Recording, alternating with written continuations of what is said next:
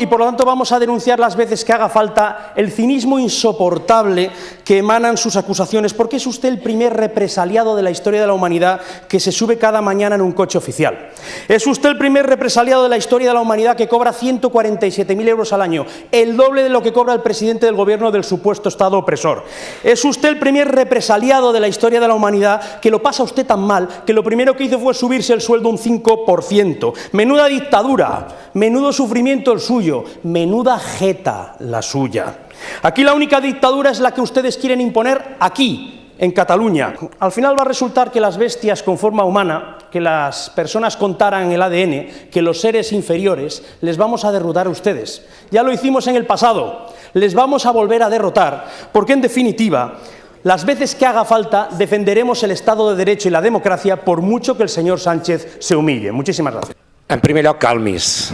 Quan vingui al Parlament de Catalunya, calmis. Jo li recomano, no sé, passegi una mica pel Parc de la Ciutadella, escolti una mica de música, calmis i utilitzi un to i un llenguatge que en aquest Parlament estem acostumats. Això d'entrada.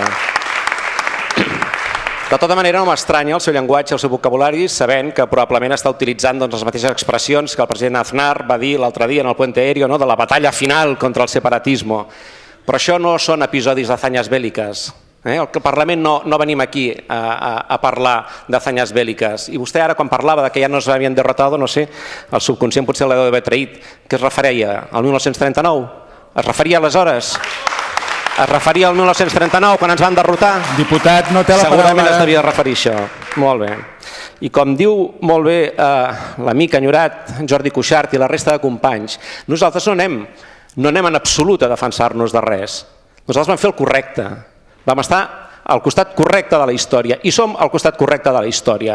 Nosaltres anem a acusar l'Estat de tota aquesta farsa, a acusar l'Estat d'haver vulnerat els nostres drets i les nostres llibertats.